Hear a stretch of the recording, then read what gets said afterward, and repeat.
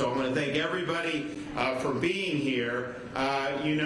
You think that they just won't try anything new again, and then they always try to figure something out. And so in the state of Florida, we've ensured that this is a free state, and we've worked very hard to do that.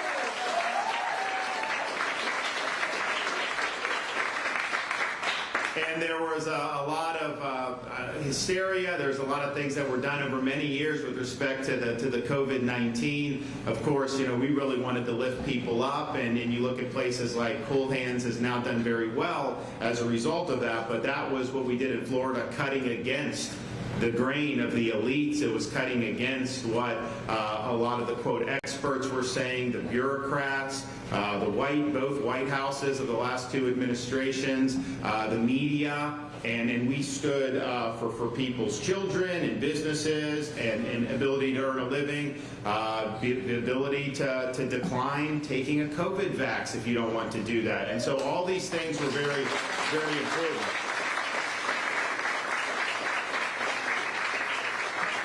And, we took a lot of flack during that period, but then as we started going on, you saw so many people move to Florida, visit Florida, all this stuff. So our economy, our education, everything do very, very well. And then so people act like, oh no, we didn't oppose the kids being in school, even though they sued me to try to close the school. They now say all this stuff, and so they were wrong about all that stuff. But what we saw, though, even coming out of that for a year and a half, was if you give these people an inch, they will take a mile.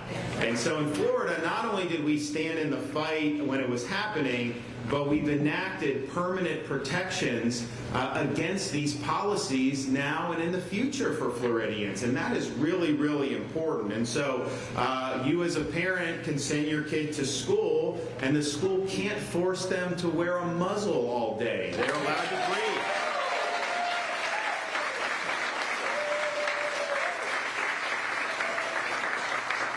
You also have a right as a Floridian to earn a living regardless of whether you want to take the latest COVID-19 booster shot or not. They can't make you do it in Florida. Same thing, we provided protections for businesses against local governments. When local governments were doing things back in 2020, I issued a blanket pardon for all the fines and fees that local governments were imposing on individuals and businesses. We were proud that we were able to do that, so we've protected that. We have in the state of Florida, and I think we're the only state that has banned gain-of-function research, and so we're not doing that here. We've also protected the rights of physicians to be able to treat their patients according to their best judgment. We're not going to be like California and having physicians be penalized just because they're dissenting from the accepted narrative, because as we saw during COVID, that narrative was wrong, and yet some physicians came under fire. So we provided those protections for that, and we're really, really excited to have been able to do that. So that's great. But when we did all that stuff, people were saying, oh, this is over, they're not gonna do this again. And first of all, I know these people. I know what they will do. I knew that they would try to do. So now we're in a situation where you start to see around the country kids being kept out of school, like Kentucky had a school closure over COVID. You have forced masking of school children in different states around this country. You have colleges imposing booster shot mandates on college students, still going on in this country. You have people like Dr. Fauci who are still trying to defend mask mandates and lockdowns even after we've seen all this evidence. You also see how they're treating healthcare workers.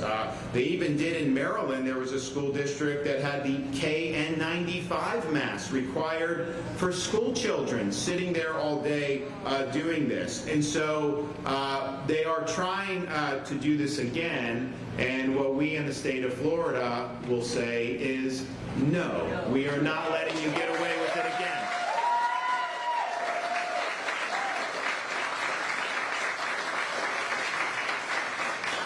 and it's troubling to see, you know, what's starting in some of these other parts of the country, because we have the evidence is in on this stuff. Okay, they did clinical trials about cloth masks. They have never produced a randomized clinical trial showing that cloth masks work.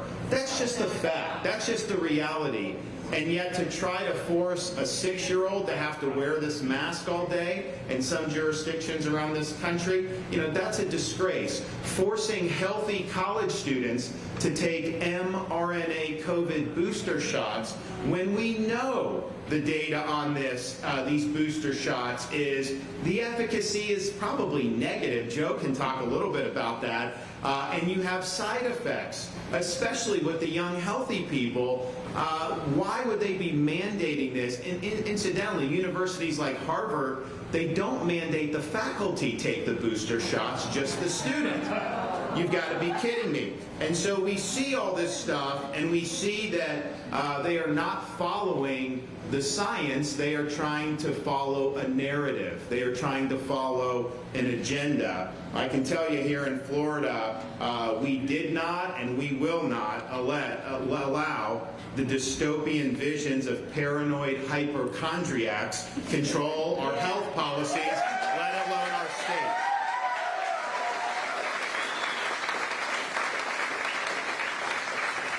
So we, I think, face an important test in this country about whether we're going to respect people's abilities to navigate life for themselves, or whether we're going to allow jurisdictions around the country to impose things that are not scientific, will not work, and will produce a lot of harm. You'd think that people would have learned their lesson. They haven't. And I think the root of this, why you're seeing this pop up again, is because nobody's been held accountable who were the architects of these policies to begin with, starting back in March of 2020, with people like Dr. Fauci, the CDC, the FDA, all these different agencies that failed and that lied to the American people. And they did lie on so many different things, ranging from lockdowns to school closures, to mask mandates, to COVID shots, all these different things. Nobody's been held accountable, and one of the things I've been preaching is we need to have accountability, because otherwise they're going to continue to try to get away with it. So once you bring accountability, that's when you ensure this never happens to our country again.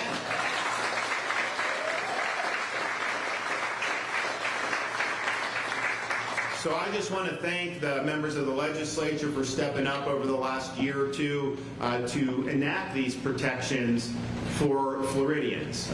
You have a civil right in Florida now to breathe fresh air. No one can force you to muzzle yourself against your consent. And as much as I think it doesn't work, I mean, some people choose, like, look, it is what it is. But nobody can force you to do it, whether you're coming to a restaurant, whether you're going to a government building, universities, none of that stuff.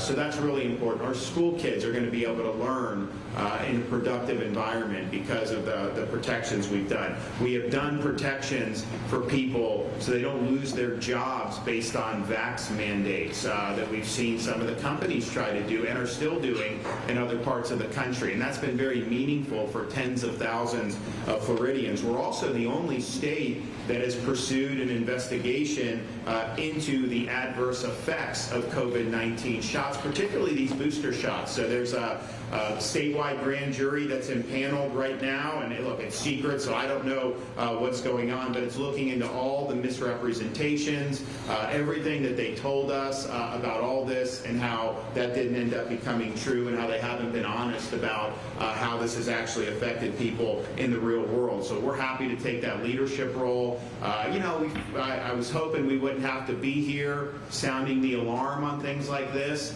but this is just, they think that they did the right thing with all these lockdown policies. That's the scary thing. After watching how all this has unfolded, after seeing how people have flooded into this state in Florida and left those lockdown jurisdictions, and how some of these cities have just decayed. San Francisco, it's a lot of problems there, don't get me wrong, but A lot of the real serious downward descent started when they locked down all the businesses for months and months and months, and a lot of those businesses went out of business.